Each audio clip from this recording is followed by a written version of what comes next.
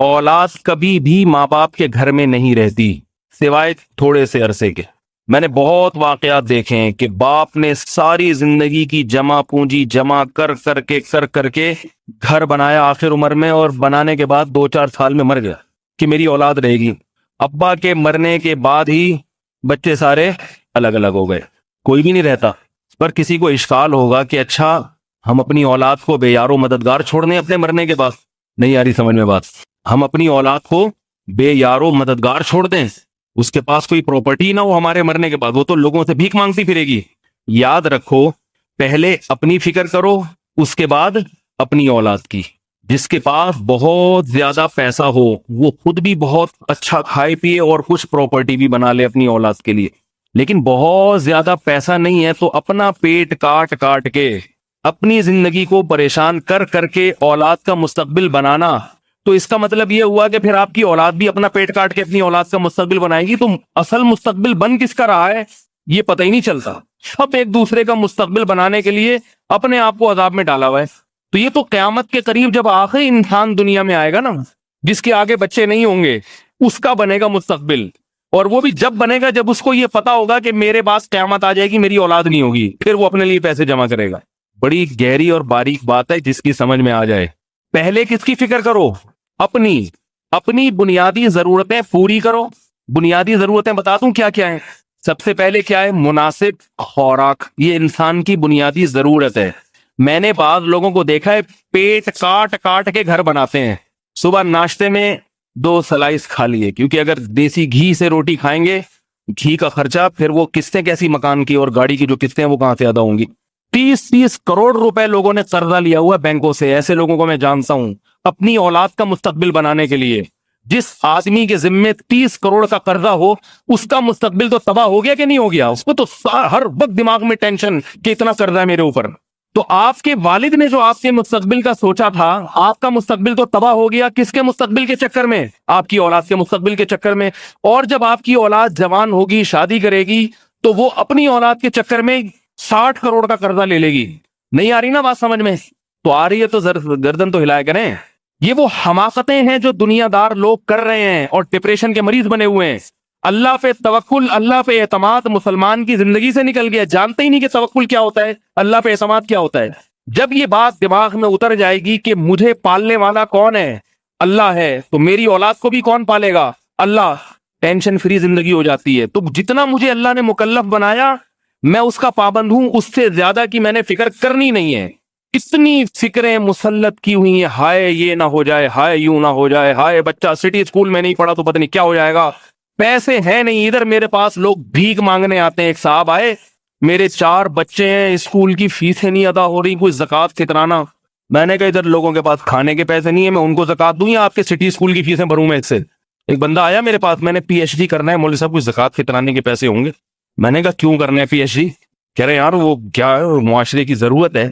میں نے کہا پہلے روٹی والوں کی ضرورت پوری کریں، یا لوگ مجھے دے کے جاتے ہیں بیچارے اعتماد پر، کوئی مستحق ملے تو آپ ان کو پہنچا دیں.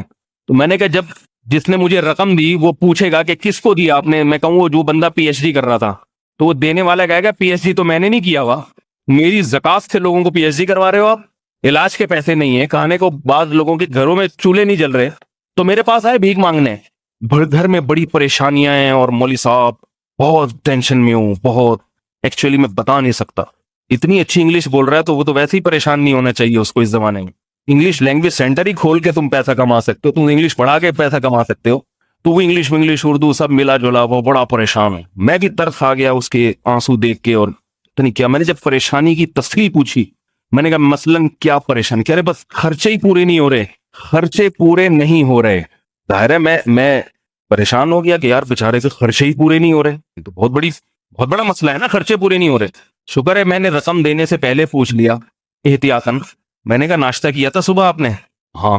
کیا کھایا تھا ناشتہ میں؟ انڈا تھا. میں نے کہا پراٹھا بھی تھا؟ ڈبل روٹی بھی تھی؟ ہاں. سلائس بھی تھے؟ مکھن بھی ہوگا؟ میں نے کہا ہاں مکھن بھی. میں نے کہا یہ ناشتہ ہے؟ کہہ رہا یہ تو ہوگا نا گھر میں، اب ناشتہ تو ہوگا، یہ تو بنیادی، یہ تھوڑی کہ ناشتہ ہی نہیں ہو رہا. کھانا کھایا تھا دوپہر کا؟ گزشتہ کل کی بات. ہاں کھایا تھا.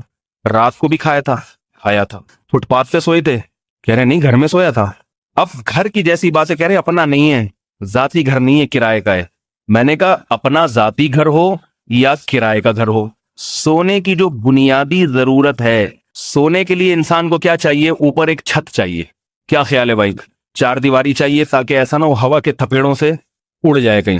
اور چار دیواری اس لیے بھی چاہیے شادی شدہ آدمی کو کہ بیوی بچے عزت کے ساتھ سو جائیں، بے پردگی نہ ہو. میں نے کہا مچھروں سے بچنے کا انتظام ہے، کیونکہ مچھر اگر ہوں تو کم از کم میں تو نہیں سو سکتا. پورے کمرے میں ایک مچھر بھی اگر ہو میں نہیں سو سکتا. مجھے پتہ نہیں مچھر سے کوئی خصوصی الرجی ہے کیا ہے، اور وہ آتا بھی سیدھا میرے پاس ہی ہے. میں یہ باقاعدہ تجربہ کیا ہے. پورے کمرے میں ایک مچھر بھی نہ رہا ہے، 100 آدمی بیٹھے ہوئے، میں جا کے بیٹھ جاؤں گا، سب کو چھوڑ کے میرے بیان میں آ کے بیٹھ جائے گا وہ سامنے. میں نے کہا لے بھائی. تو میں نے کہا اس لیے میں نے ایک سوال پوچھا، مچھروں سے بچنے کا انتظام ہے تاکہ ایسا نہ ہو کہ مچھردانی کے بھی پیسے نہیں ہیں، یا وہ کوائل جو آتی ہے اس کے بھی پیسے نہیں ہیں، جس کی وجہ سے اب رات کو مچھر نہیں سونے دے. تو کہہ رہے نہیں وہ تو کوائل کے پیسے تو ہر ایک کے پاس ہی ہوتے ہیں. نہیں ہوتے تو میں زکات سے کوائل خرید کے دے دیتا اس کو. بھئی ایک معقول ادھر ہے. میں نے کہا پھر پرابلم کیا ہے؟ سارے خرچے تو پورے ہو رہے ہیں. ارے یار بچوں کی اسکول ہے، فیس ہے، اور فلانا ہے، اور ڈمکانا ہے، اور یہ ہے اور وہ ہے. کوئی فیوچر کے لیے کوئی پراپرٹی نہیں ہے. بچیاں جوان ہو جائیں گی، ان کی شادی کے لیے کرنی ہے، وہ ان کے جہیز کی رقم، یہ سب ساری چیزیں، کچھ بچت ہی نہیں ہے، کچھ بچ ہی نہیں رہا. میں نے کہا جس سے زکات مانگنے آئے ہو نا، اس کے پاس بھی کچھ نہیں بچتا الحمدللہ، اسے تو یہ فکر نہیں ہے. میں نے کہا مجھے دیکھا کبھی آپ نے کہ میں کسی سے زکات مانگ رہا ہوں کہ میرے پاس کچھ نہیں بچتا؟ بلکہ میں تو اتنا خوش ہوں کہ مجھے نظر لگنے کا ڈر تو ہوتا ہے کہ نظر نہ لگ جائے. اتنے رزق کی فراوانی ہو رہی ہے کہ سب چیزیں اللہ نے پوری کر دی، کوئی کمی نہیں چھوڑی. سوتے ہیں رات کو پنکھا بھی چل رہا ہے الحمدللہ، اسی سے خوش ہو. کراچی میں کوئی رات کو سوئے اور پنکھا چلنے کو مل جائے اس کو، اسے تو خوشی سے پاگل ہونے کا خطرہ ہوتا ہے. میں نے کہا کتنے لوگ ہیں جو رات کو سوتے ہیں بغیر پنکھے کے، میں تو ان کو حیران ہوتا ہوں کس عذاب میں ہیں. ہم سوتے ہیں اللہ کا شکر پنکھا چل رہا ہے، پھر دیکھ دیکھ کے خوش ہوتے رہتے ہیں. اسی سے بعض دفعہ نیند اڑ جاتی ہے. صبح اٹھتے ہیں تو ناشتہ ہوتا ہے، مل رہا ہے، بچوں کو بھی کھانے کو مل رہا ہے. یہ خوشی ایسی ہے خدا کی قسم. میں نے کہا میری جو دل کی کیفیت ہے، مجھے یہ ڈر لگتا ہے کہ کہیں ناشکری کا عذاب نہ آ جائے میرے اوپر. اور آپ کو یہ پریشانی ہے کہ بچتا کیوں نہیں ہے. فیوچر، مستقبل مستقبل مستقبل، سوچ سوچ کے پاگل ہو رہے ہیں. پھر کہنے لگے بچے اسکول نہیں جائیں گے. میں نے کہا کون سے اسکول میں پڑھتے ہیں؟ کہہ رہے سٹی اسکول میں. میں نے کہا یہ ہم بیوقوف ہیں یا یہ ہمارے پڑوسی بیوقوف ہیں جن کے سٹی اسکول میں نہیں پڑھ رہے؟ کیا ضرورت ہے سٹی؟ کہہ رہے ہیں بھائی آج کل، پھر وہ جواب سنیں نا کہ آج کل بچوں کا مستقبل بنانا ہے تو ایسے اسکولوں میں تو پڑھانا پڑے گا. غریبوں کے اسکولوں میں اور یہ چھوٹے موٹے گورنمنٹ کے فیلے اسکول، ان میں تو بچے تباہ ہو جاتے ہیں. میں نے کہا آپ کو کس نے کہا کہ آپ بچوں کو اسکول بھیجو؟ تعلیم کے لیے یاد رکھو اسکولنگ ضروری نہیں ہے. اسکولوں کے بارے میں آپ کو تھوڑی سی ایک معلومات دے دوں. اسکول میں بچہ جتنا ٹائم لگاتا ہے بلا مبالغہ، ماں باپ بچے کو گھر میں صرف آدھا گھنٹہ روزانہ پابندی سے دے دیں، وہ اسکول والا سلیبس جو 8 سال میں مکمل ہوتا ہے وہ آپ 3 سال میں گھر میں مکمل کرا سکتے ہیں اس کو. یہ صرف ہوائی دعوے نہیں ہیں، اس پر بہت سے لوگ عمل کر رہے ہیں. میں آپ کو ایسے لوگوں سے ملا سکتا ہوں انہوں نے بچوں کو ایک دن بھی اسکول نہیں بھیجا، گھر میں بیوی کی ذمہ لگایا کہ آدھا گھنٹہ آپ نے ان کو اسکول کی تعلیم دینی ہے. نصاب لا کے رکھ دیا گھر میں، 1 سے 8ویں تک کا جو سلیبس ہے نا، وہ بھی آکسفورڈ یونیورسٹی والا، وہ گھر میں لا کے رکھ دیا کہ یہ ساری کتابیں آپ نے پڑھانی ہے. روزانہ کتنا ٹائم دینا ہے؟ بولو بھائی، آدھا گھنٹہ، لیکن پابندی سے. 8ویں تک ہم بچے کو گھر میں ہی پڑھائیں گے، ماں پڑھائے گی، کچھ باپ محنت کرے گا. اور اگر دونوں بالکل ہی فارغ ہیں، اول تو ایسا ہوتا نہیں ہے کہ بالکل ہی فارغ ہوں، بہت ہی کوئی مسئلہ ہے، تو جتنا آتا ہے اتنا تو پڑھائیں نا. جتنا رہ جائے گا اس کے لیے اللہ کو انتظام کر دے گا. جتنا آتا ہے الف بے پیتے تو آپ کو آتی ہے، ABCD تو آپ کو آتی ہے، وہ تو آپ گھر میں پڑھا دیں. اسکول پیسے کمانے کا ذریعہ ہے، تعلیم نہیں ہے. اسکولوں میں تعلیم کے نام پہ بدترین مذاق ہے. یہ صرف بزنس ہے، بزنس. بچے کے اخلاق برباد ہوتے ہیں اسکول جا کے، بچہ بدتمیزی سیکھتا ہے. لوگ حیران ہوتے ہیں، مجھے فون کرتے ہیں کہ ہمارا بچہ اتنا بدتمیز. میں کہتا ہوں اسکول سے نکال دو، 2 دن میں انسان کا بچہ بن جائے گا. وہ گھر میں محنت کرنے کے لیے ماں باپ تیار ہی نہیں ہے. تو کہہ رہے ہیں میری وائف ایکچولی اتنی بیزی ہوتی ہیں. اب سنیں، یہ ہوتا ہے آج کل، وائف ایکچولی اتنی بیزی ہیں، وہ وائف کے بھی اپنے ایکچولی میں اتنی بیزی ہوتی ہیں مفتی صاحب میں بتا نہیں سکتی. وہ پھر وائف سے میری بات کرا دیتے ہیں بعض لوگ، تو وائف کی. تو میں اس کے میاں سے کہتا ہوں مکھنچو، میں اس سے کہتا ہوں آپ اپنی وائف کو کسی اسکول میں ٹیچر لگوا دیں. بولیں ایک آفر آئی ہے سٹی اسکول میں ٹیچنگ کے لیے، روزانہ 6 گھنٹے دینے ہوں گے. ساری مصروفیتوں کو پورٹلے میں بند کر کے دریا میں پھینکے گی، اور اپنے بچے کو روزانہ آدھا گھنٹہ جو عورت دینے کے لیے تیار نہیں ہے، وہ اسکول میں 50 بچوں پہ 5 گھنٹے خرچ کرنے کے لیے تیار ہو جائے گی جا کے. نہیں آ رہی بات سمجھ؟ جو ماں اپنے بچے کو گھر میں آدھا گھنٹہ دینے کے لیے تیار نہیں ہے کہ مجھ سے سنبھلتے نہیں ہیں اور میں ایکچولی بہت بزی اور اتنے سارے کام کیا ہوتے ہیں، کوئی بھی کام نہیں ہوتا. خواتین آج کل گھروں میں، سوائے ان خواتین کے جو میرا بیان سن رہی ہیں، ان کے علاوہ کی بات کر رہا ہوں میں، کیونکہ پھر مجھے جو صلواتیں سننے کو ملتی ہیں نا، وہ میں ہی جانتا ہوں، بھگتتا میں ہوں. جو میرا بیان سنیں گی خواتین، یا ابھی سن رہی ہوں یا ریکارڈنگ میں کئی بعد میں سنیں گی، ان کی بات میں ہرگز نہیں کر رہا، ان کے علاوہ کی بات کر رہا ہوں. سوائے پیڑے کھانے کے آج کل خواتین کا گھروں میں کوئی بھی کام نہیں ہے. معذرت کے ساتھ، کیسے سارا دن پیڑے کھانا ہے بیٹھ بیٹھے. یہ پیڑے کھانا ایک اردو زبان کی اصطلاح ہے کہ جو آدمی کسی کام میں ہاتھ نہ بٹائے، وہ کھانے کے وقت کھانا کھانے آ جائے، تو اس کو کہتے ہیں اس کا کام پیڑے کھانے کے علاوہ کچھ بھی نہیں ہے. خواتین کے کام کیا ہیں آج کل؟ گھر میں کام کاج کے لیے ماسیاں آتی ہیں، وہ خواتین ہاتھ نہیں لگاتی، سوائے ماسی کو تھوڑی بہت ڈانٹیے، یہ طرح سے یہاں سے یوں کر دو، یہاں سے یوں کر. پہلے عورت کی ایک ذمہ داری ہوتی تھی بچے پیدا کرنا، آج کل وہ بھی چھوڑ دیے. ایک آدھ پوری زندگی میں 1 یا 2، بہت مشکل تیسرا، 1 یا 2 یا 3 بچوں کی ولادت کے عمل سے گزرنا، یہ ایک ٹینشن کا تھوڑا سا کام ہوتا ہے. اس میں بھی مرد کو جو ٹینشن اٹھانی پڑتی ہے نا، وہ عورت کی ٹینشن سے زیادہ ہے. ایک آدمی کا فون آئے، میری بیوی پریگننٹ ہو گئی ہے، میں چاہ رہا ہوں حمل گرا دوں. میں نے کہا تو گناہ ہے. کہہ رہے خدا کی قسم وہ اتنی تکلیف میں نہیں ہے جتنی تکلیف میں ہوں. میں نے کہا کیوں؟ کہہ رہے اس کو تھوڑے سے چکر آتے ہیں، اتنا مجھے سناتی ہے کہ مجھے اس سے زیادہ چکر آنا شروع ہو جاتے ہیں، برداشت تو ہے ہی نہیں. اور پھر گلوکوز کے ڈبے، اور پھر جناب، اور وہ پھر یہ لا دو، پھر وہ پھل، اور پھر وہ گلوکوز کی بوتلیں، اور پھر ڈاکٹروں کے الٹرا ساؤنڈ، پھر ایکس رے، پھر میں لے کے بھاگ. کہہ رہا ہے بچہ جننے کی تکلیف کسی زمانے میں عورتوں کو ہوا کرتی تھی، آج کل ساری تکلیفیں مرد کو ہوتی ہیں. پھر آپریشن بھی لکھ دیتے ہیں آج کل ڈاکٹر، اس میں سارا خرچہ کس کا ہو جاتا ہے؟ وہ بیچارہ اتنی ٹینشن اٹھا رہا ہے. تو پوری زندگی میں 2 یا 3 بچے جننے کی تکلیف کے عمل سے عورتیں گزرتی ہیں، یہ ایک ٹینشن ہے. بچے پالنے کے لیے بھی، بچوں کو پالنے میں سب سے بڑی ٹینشن ہوتی ہے بچوں کے قضائے حاجت، پیشاب پخانے. وہ ساری ذمہ داری پیمپر کی کمپنیوں نے اپنے لے لی. جتنی پیمپر کی جو کمپنی ہے وہ کہتی ہیں بچے کی ہگائی متائی کی تمام ذمہ داری کس پر ہے؟ ہم پر ہے. خرچہ کون اٹھائے گا اس کا؟ میاں اٹھائے گا، شوہر. اب جس گھر میں ایک بچہ بھی ہو نا، پیمپروں کے پورے تھان آ رہے ہیں ہول سیل کے حساب سے. اب تو لوگوں نے ریٹیل پرائس پہ پیمپر لینا ہی چھوڑ دیا، کوئی افورڈ ہی نہیں کر سکتا. احتیاطاً 1 مہینہ پہلے سے پیمپروں کے ڈبے آ کے پیکنگ میں آگے رکھے جاتے. وہ 12 گھنٹے ایک پیمپر رہتا ہے. 12 گھنٹے کے بعد وہ بھی ڈاکٹر نے کہا ہوا ہے کہ اتار دو، جراثیم سے مسئلہ خراب ہو جائے گا بچوں کا. تو 12 گھنٹے بعد ایک پھر دوسرا چپک جائے گا فوراً. دوسری چیز ہوتی ہے بچے کھیلیں گے کودیں گے کہاں، اور وہ بچے شرارتیں کرتے ہیں گھر میں، اس کے لیے کمپیوٹر ہے، کارٹون لگا دیں آپ، سارا دن وہ کارٹون دیکھتا رہے گا. تو خواتین تمام سر ذمہ داریوں سے بری ہوگی. مجھے یہ جملہ، مجھے پتہ ہی ہے، مجھے اس کا جو ریئیکشن میرے اوپر، آپ تو بیان سن کے ہنس کے چلے جائیں گے. میں بہت سی باتیں جو ممبر پہ بیٹھ کے کہتا ہوں، مجھے پتا ہوتا ہے کہ یہ میں کتنی بڑی بات کر رہا ہوں اور اس پہ ریئیکشن کیا ہوگا، میں کتنا بھگتوں گا. لیکن ایک امانت کا تقاضا ہے کہ رکھ دوں آپ کے سامنے، تاکہ گھروں کی خواتین کو تھوڑا سا سیدھا کریں. میں یہ نہیں کہہ رہا کہ آپ ظلم کرنا شروع کر دیں، بد اخلاقی بدتمیزی شروع کر دیں. ان کو بتائیں دیکھو یورپ امریکہ کی خواتین کو دیکھو، بچے بھی پیدا کرتی ہیں، پالتی بھی ہیں، اور کما کے بھی شوہر کو کھلاتی ہیں. ابھی میں دبئی گیا، وہاں اور خواتین بہت ہی فلپائن کی، ہر ہوٹل میں ملازم، دکانوں میں فلپینی لڑکیاں. میں نے وہاں پوچھا یہاں ان کے آدمی کہاں ہیں؟ انہوں نے کہا آدمی ان کے گھروں میں بیٹھ کے پیڑے کھاتے ہیں، اپنے اپنے ملکوں میں بیٹھے ہوئے ہیں شوہر ان کے، اور یہ یہاں سے دبئی سے کما کے اپنے میاؤں کو کھلا رہی ہیں. تو خواتین کو ان سے عبرت حاصل کرنی چاہیے کہ ہمارے ہاں شریف آدمی اگر آپ کو مل جائے، وہ بیچارہ کما کے کھلا رہا ہے، تو اب اس کا سارا خون نہ نکالو، تھوڑا سا خون رہنے دو. اتنا ذہنی ٹارچر کرتی ہیں اس. ہاں 2 نمبر آدمی مل جائے نا، پھر سیٹ چلتی ہیں بالکل.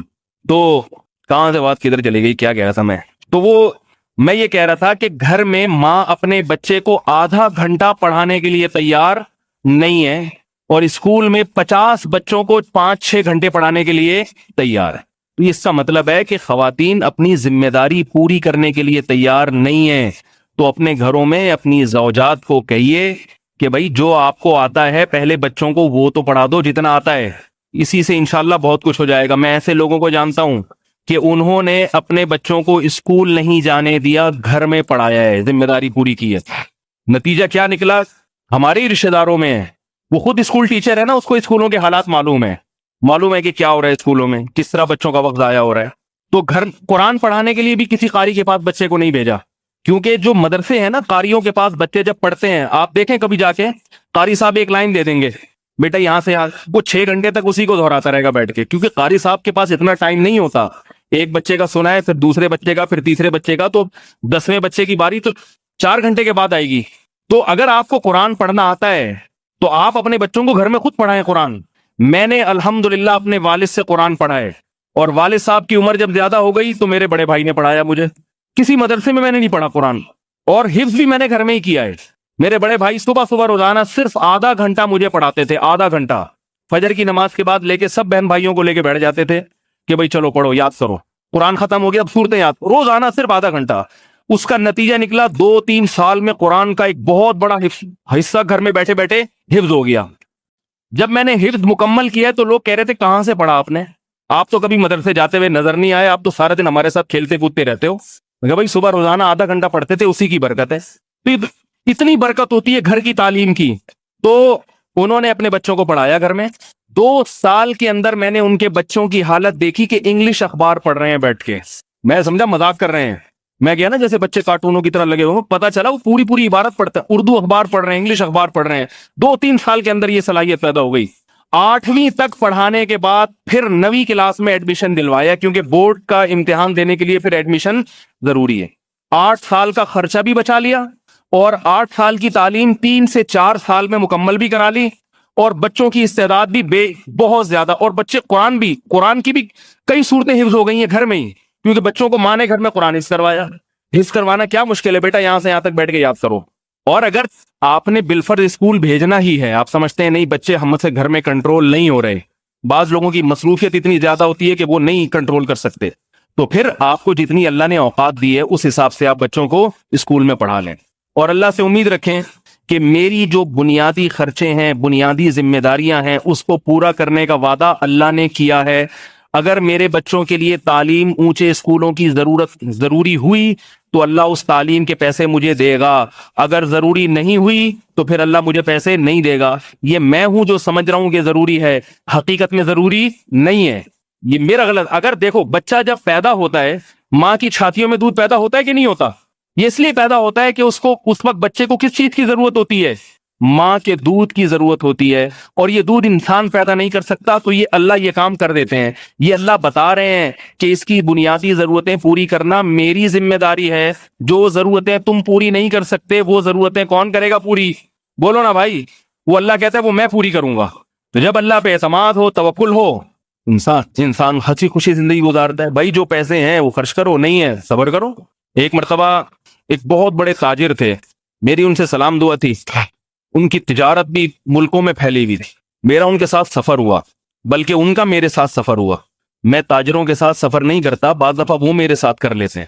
یہ بھی ایک بہت اہم سمجھنے کی چیز ہے. میں کیوں جاؤں بھائی ان کے ساتھ؟ مجھے کہیں جانا تھا تو وہ بھی میرے ساتھ سفر میں شریک ہو گئے.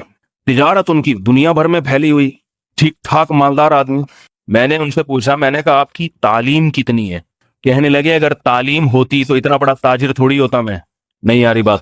انگلش بھی بہت اچھی بولتے تھے. میں نے کہا آپ نے انگلش کہاں سے سیکھی؟ کہہ رہے ہیں گوروں کے ساتھ بھی تجارت ہوتی ہے، چائنیز کے ساتھ بھی ہوتی ہے، دنیا جو جس کے ساتھ ہوتی ہے اس کے ساتھ بولنا پڑتا ہے، تو بول بول کے سیکھ گئے. لینگویج آنے کے لیے تعلیم کا اس سے کوئی تعلق نہیں ہے. گوروں کے جو بچے ہیں نا، یا گوروں میں جو چور اور ڈاکو ہیں، وہ بھی انگلش جانتے ہیں. کیا خیال ہے بھائی؟ ہمارے ایک رشتے دار پنجاب میں رہتے تھے، تو انہوں نے بتایا کہ بہت پرانی بات ہے، انڈیا کا جو پنجاب ہے وہاں سے کوئی بوڑھے آئے ہجرت کر کے کراچی کچھ دنوں کے لیے. کراچی میں بڑی زبردست اردو بولی جاتی تھی. تو وہ واپس گئے تو وہ اپنے گاؤں میں تبصرہ کر رہے ہیں کہ کراچی میں چھوٹے چھوٹے بچے پڑھے لکھے ہیں. چھوٹے چھوٹے بچے کیا ہیں؟ پڑھے لکھے ہیں. کیوں بھائی؟ کہہ رہے ہیں چھوٹے چھوٹے بچے اردو بول رہے ہیں وہاں. اس وقت پنجاب میں اردو وہی بولتا تھا تو ذرا جس نے اسکولوں میں اردو سیکھی ہو.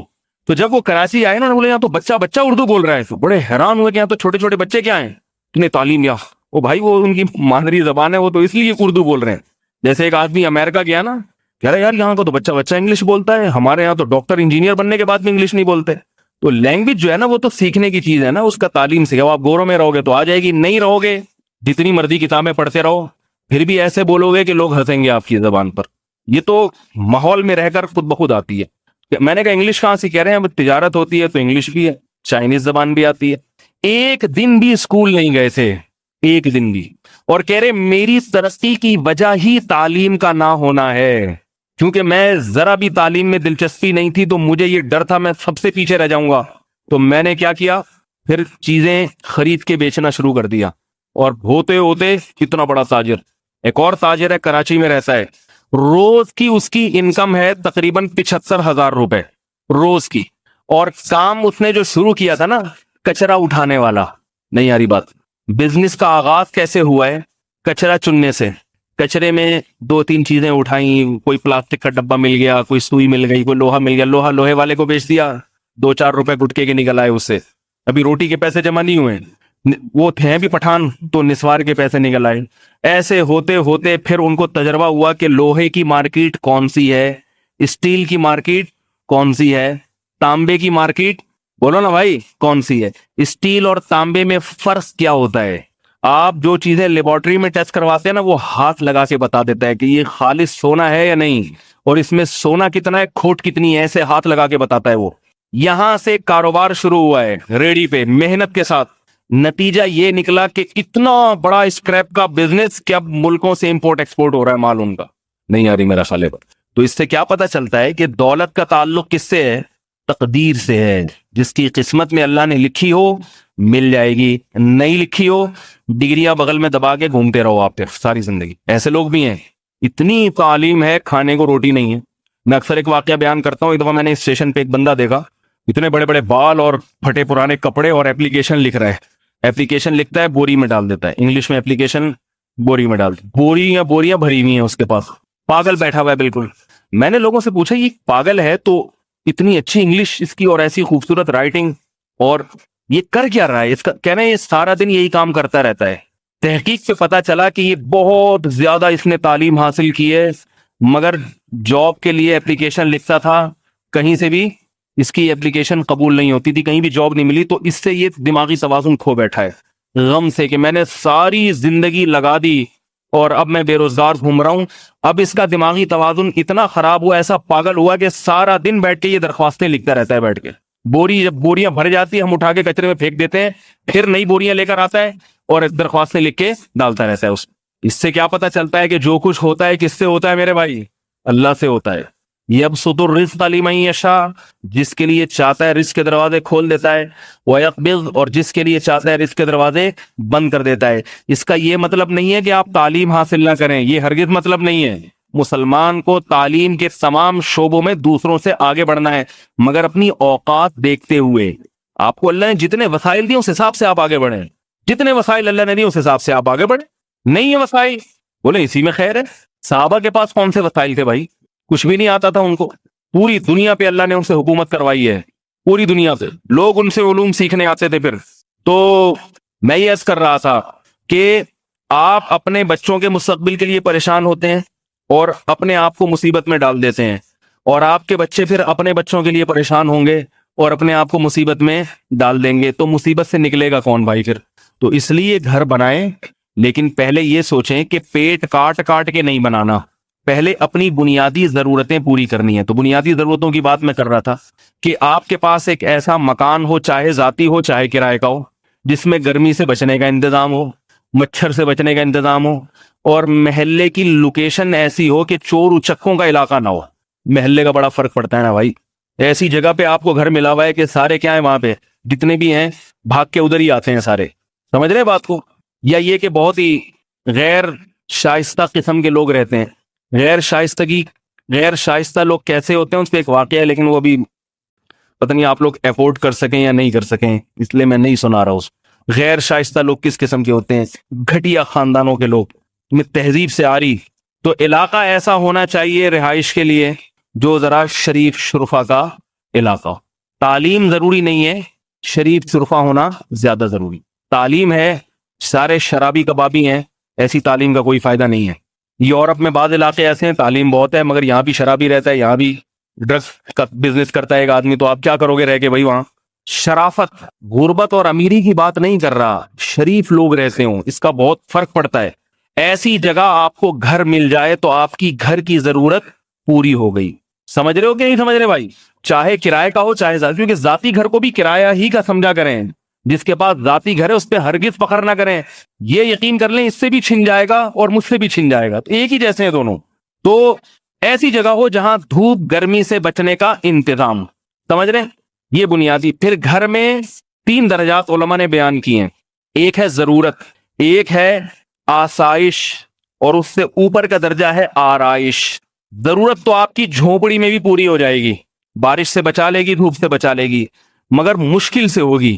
جھونپڑی میں ضرورت تو پوری ہوتی ہے مگر مشکل سے. ذرا سی ہوا چلی آپ پریشان ہو جاؤ گے, وہ جھونپڑے کے وہ پردے سیدھے کرنے میں لگے رہو گے, جو بھی گزرے گا تھوکتا ہوا جائے گا, وہاں لوگ عزت نہیں کریں گے. یہ ایک لوگوں کے ذہنوں میں خیال ہوتا ہے. اگر آپ کو سیمنٹ کا بنا ہوا گھر مل گیا تو ضرورت آپ کی, بولو بھائی, پوری ہو گئی. نہیں, ضرورت تو جھونپڑی میں پوری ہو گئی مگر آسائش نہیں ہے, آسانی نہیں ہے, سہولت نہیں ہے. سیمنٹ کا بنا ہوا گھر اگر آپ کو مل گیا ہے, صرف اینٹیں لگی ہوئی ہیں, اس میں پلسٹر اور رنگ کلر وغیرہ کچھ نہیں ہوا تو آپ کو آسائش بھی مہیا ہو گئی. اب آپ ہوا کے جھگڑوں سے بچ سکتے ہو, طوفانی بارشوں سے بچ سکتے ہو. لیکن کیا ہے, آسائش ہے, آرائش نہیں ہے, زینت نہیں ہے اس میں. جب لوگ آئیں گے تو ان کو اچھا نہیں لگے گا. نہیں یاری, بہت مشکل ہے آپ لوگوں کو بات سمجھانا, اور خود آپ کو بھی اچھا نہیں لگے گا. دیواریں ہیں ایسے ہی ننگی دیواریں ہیں, اس میں پلسٹر نہیں ہے, کلر نہیں ہے, چھت ایسی اکھڑی ہوئی ہے. آسانی تو ہے, آپ سو جاؤ آرام سے, ساری بنیادی ضرورتیں پوری ہوں گی آپ کی, لیکن آپ کو دیکھنے میں اچھا نہیں لگے گا. تو اتنا پیسہ انسان کے پاس آ جائے کہ وہ گھر اس کو ایسا مل جائے جس میں پلسٹر ہوا ہو, دیواریں میلی کچیلی نہ ہو, باقاعدہ کلر ہوا ہوا اس کے اندر. بات نہیں آ رہی سمجھ میں تو بتا دیں بھائی, رنگ روغن ہوا ہوا ہو تاکہ آنکھوں کو دیکھنے میں برا نہ لگے. تو یہ کیا ہے, آرائش, زینت بھی اللہ نے آپ کو دے دی. اب اس سے آگے کی جتنی چیزیں ہیں اس کی پھر کوئی انتہا نہیں ہے, جس میں فانوس بھی لگا ہوا ہو یہاں پہ آ کے. اور جناب یہ والا کلر کچھ اور کا رنگ کا ہو, یہ والی, میں ایک صاحب کے گھر گیا, 1 گھنٹے تک میں کمرہ ہی گھوم گھوم کے دیکھتا رہا ہوں. یہ والی دیوار نیلے رنگ کی, یہ پیلے رنگ کی, اور یہ گولے گھنٹے کی دکان بنایا ہوا تھا انہوں نے گھر کو, یہ ہرے رنگ کی. پھر یہ والی دیوار کھردری, ہاتھ لگاؤ تو کھردری, یہ بالکل پلین, چھت پہ فانوس لگے ہوئے ہیں. یہ کیا ہے, یہ بہت اوپر کی چیزیں جس کی کوئی انتہا نہیں ہے. پھر یہ سوچ اگر بنائی آپ نے, پھر تو آپ اس سے بھی تھوڑے دنوں میں تھک جاؤ گے. بولے یہ نیلی دیکھ دیکھ کے تھک گیا, اس کو پیلا ہونا چاہیے, اور یہ والی لال تھی, اس کو دیکھ دیکھ کے تھک گیا ہوں, اس کو وائٹ کر دو. تبھی تو لوگ بدلتے رہتے ہیں, بدلتے, پھر اس کی کوئی انتہا نہیں ہے. یہ ہوس ہے, ہوس. بہت پیسہ اللہ نے دیا ہو تو ٹھیک ہے, یہ بھی نہیں دیا تو اس کی فکر کرنے کی ضرورت نہیں ہے. گریوی میں کسی کو مل گیا تو روزانہ دیواریں, پوری دیوار ہٹا کے دوسری دیوار لگا دے. اتنا پیسہ بھی بعض لوگوں کے پاس ہوتا ہے, وہ پورا کمرہ کنٹینر میں لوڈ کر کے دوسرا کمرہ منگوا کے لگا دیتے ہیں. فالتو میں اللہ نے دیا ہے تو بدل لو, نہیں دیا تو اس کی جستجو نہ کرو, کیونکہ اس کی کوئی انتہا, بولو بھائی, نہیں ہے. اس سے پہلے پہلے انسان کی فطرت ہے, گھر ہو کم از کم اس میں کوئی کلر تو ہو نا. میں جب یہاں امامت کے لیے آیا نا تو یہاں مسجد والوں نے مجھے گھر دکھایا, وہ ظاہر ہے پہلے امام استعمال کر کے گئے تھے, اس کی دیواریں ذرا کلر ولر. میں نے کہا بھائی میں اس گھر میں آؤں گا, پہلے کلر ہونا چاہیے تاکہ دیواریں صاف ستھری لگیں. تو انتظامیہ نے کلر کروا کے دیا, میں آ گیا, اب تک ہوں الحمدللہ. پھر 5 سال کے بعد دوبارہ کروا دیا, ابھی 5 سال پورے ہونے والے ہیں, ٹھیک ہے. تو یہ بنیادی یہ چیز ہے, کیونکہ جس کی طبیعت میں تھوڑا سا بھی نفاست ہوگی وہ یہ گندگی برداشت نہیں کر سکتا کہ ادھر کی دیوار کالی ہوئی ہوئی, ادھر کی پیلی ہوئی, ادھر کا رنگ اکھڑا ہوا, یہ نہیں ہو سکتا. پھر صاف ستھری چیزیں ہونی چاہیے, دیوار صاف ستھری ہو, کلر ہوا ہوا اس کے اوپر, ٹائلیں ہوں, اور اچھا ہے وہ. پھر اچھے کی تو پھر کوئی انتہا نہیں ہے نا. اچھے میں تو فانوس لگا دیں آپ, اس میں چمک پٹیاں لگا دیں, ٹھیک ہے, ٹیپ چڑھا دیں. آپ نے دیکھا ہوگا بعض لوگوں نے اپنی سائیکلوں پہ کیا کیا چڑھایا ہوا ہوتا ہے, موٹر سائیکلوں کو چمک چھلو بنایا ہوا ہوتا ہے انہوں نے اپنی. پھر اس زینت کی انتہا نہیں ہے. اسی طرح سواری انسان کی ایک ضرورت ہے. آپ صبح آفس پہنچتے ہیں بسوں میں لٹک کے, آپ کے علاوہ سب کچھ پہنچ جاتا ہے, آپ پیچھے رہ جاتے ہیں. W11 میں اللہ کسی دشمن کو بھی سفر نہ کرائے. تو اپنی سواری کا ہونا, دیکھو ضرورت بس سے پوری ہو جاتی ہے, ضرورت پہنچ جاتے ہیں کسی بھی طرح سے ہو, وہ ٹائر گھومتا ہی رہتا ہے, جتنا بھی ٹریفک جام ہو ایک نہ ایک دن وہ آپ کو منزل پر پہنچا کے چھوڑے گا. ایک دن ایسا آتا ہے کہ آپ آفس پہنچ جاتے ہیں. ایسا نہیں ہوتا کہ آپ راستے میں جنازہ نکل جائے. آپ ہماری بسوں کی ابھی یہ حالت نہیں. جنازہ ان کا نکلتا ہے جو بس کے انتظار میں کھڑے ہوئے ہوتے ہیں, ان کو کچلتی ہوئی چلی جاتی ہے بس, اندر بیٹھے ہوئے لوگ اکثر بچ جاتے ہیں. تو ضرورت تو آپ کی بسوں سے پوری ہو جاتی ہے, تبھی غریب لوگ سفر کرتے ہیں. اب جس کے پاس بس کا کرایہ بھی نہیں ہے وہ یہ کہہ سکتا ہے کہ میری بیسک ضرورت اور بنیادی ضرورت پوری نہیں ہو رہی. وہ پریشان ہو سکتا ہے, وہ آ سکتا ہے مولوی صاحب بہت پریشان ہوں, یہاں سے وہاں جانے کے لیے بس کا کرایہ بھی نہیں ہوتا. یاد رکھو بس کے کرائے پہ نام پہ بہت سارے فراڈی بھکاری ہیں جو گھوم رہے ہوتے ہیں. انہوں نے میرا بیان سنا ہوا ہوتا ہے تو وہ یہی بہانا ہے کرایہ نہیں ہے بس کا. تو ایسا نہ ہو کہ جو بھی کہے کہ کرایہ نہیں, آپ کے مولوی صاحب نے کہا تھا ہاں جس کے پاس کرایہ نہیں ہے وہ یہ کہ واقعتاً نہیں ہے, یہ اس کی کیا دلیل ہے؟ واقعتاً کسی بیچارے کے پاس اتنا بھی پیسہ نہیں ہے کہ وہ اپنے کام پہ جانے کے لیے اس کے پاس کرایہ ہو, تو وہ واقعتاً محتاج ہے, کیونکہ اس کی سواری کی بنیادی ضرورت پوری نہیں ہو رہی. سمجھ رہے ہو بات کو؟ تو اس سے ضرورت پوری ہو جائے گی مگر آسائش نہیں ہے, آرام نہیں ہے, سہولت نہیں ہے. انسان ڈپریشن کا مریض بن جاتا ہے. دور اگر جانا ہو نا, اس نے کھڑا ہوا ہے, بس والے آتے ہی نہیں ہیں, آئے تو پھر چلتے ہی نہیں ہیں. میں ایک دفعہ 4K میں بیٹھا ہوا تھا, چل ہی نہیں رہا. اب پیچھے لوگوں نے آواز ماری ہے, اب ایک صاحب کہتے ہیں ابے تیرے کو نیمبو چٹاؤں کیا؟ کہہ رہے ڈرائیور کو ابے تجھے نیمبو چٹاؤں. تو کیوں کہہ رہے ہیں؟ اس لیے کہ نیمبو چٹاؤں گا تو تھوڑا سا ہلے گا. یہ وہ سمجھ رہے تھے, یہ بھول گیا ہے کہ اس کا دنیا میں آنے کا مقصد کیا ہے, میں یہاں بس میں کیوں بیٹھا ہوں. اور ڈرائیور واقعی بھول جاتا ہے, چلتا ہی نہیں ہے, پھر چلے گا تو پھر رک جائے گا. تو عجیب سی کنڈیشن. آدمی خاص طور پہ جس آدمی کو اپنا وقت بچانا ہے, جو وقت کی قدر کرنے والے لوگ ہیں, ان کی تو زندگی آدھی اسی بسوں میں برباد ہو جائے گی. اس لیے ہم نے جتنے علماء کو دیکھا ہے نا جو وقت کی قدر کرتے ہیں, وہ بسوں میں اکثر میں نے دیکھا سفر نہیں کرتے, کیونکہ وقت بہت برباد ہو جاتا ہے. تو آسائش کس میں ہے کہ آپ کے پاس اپنی ذاتی سواری ہو, یہ آسائش. اور وہ ذاتی سواری کی ضرورت جو آسائش والی موٹر سائیکل سے بھی پوری ہو جائے. بائک کو پہنچ گئے بھائی آرام سے. اور آرائش کیا ہے؟ زینت. وہ ہے آپ کی ذاتی کار ہو, گاڑی ہو, اس میں زینت بھی ہے, بیٹھے ہوئے اچھے لگ رہے ہوتے ہیں, آپ جا رہے ہیں آفس چلا رہے. تو یہ کیا ہے؟ بولو نا بھائی. تو یہ اگر کسی کو گاڑی مل گئی تو سمجھو کہ اس کی 10 انگلیاں گھی میں ہیں. پھر آگے سب کیا ہے؟ شو بازیاں. گاڑی کون سی ہونی چاہیے؟ گاڑیوں کی کوئی انتہا نہیں ہے. گاڑیاں 1 کروڑ روپے کی بھی آتی ہیں, 2 کروڑ روپے کی بھی آتی ہیں. دبئی میں ایک صاحب نے بتایا کہ ایک گاڑی مجھے دکھائی, وہ لمبی چوڑی گاڑی, کہہ رہے ہیں یہ 2 کروڑ کی گاڑی ہے. میں نے کہا اس میں کون سے سرخاب کے پر لگے ہوئے ہیں؟ کہا اس کے سرخاب کا پر یہ لگا ہوا ہے کہ آپ کے پاس اگر 2 کروڑ ہو پھر بھی آپ کو نہیں ملے گی. میں نے کہا کیوں بھائی؟ کہہ رہے ہیں یہ کمپنی صرف رائل فیملی سے بلونگ کرنے والے لوگوں کو دیتی ہے, کیونکہ اس گاڑی کو دیکھ کے جو بندہ اندر بیٹھا ہوا ہے اس کے بارے میں سب کو پتا ہوتا ہے کہ یہ رائل فیملی سے ہے. لہذا جیسے یہ گاڑی روڈ پہ نکلتی ہے تو ہٹو بچوں کہنا نہیں پڑتا اس کو,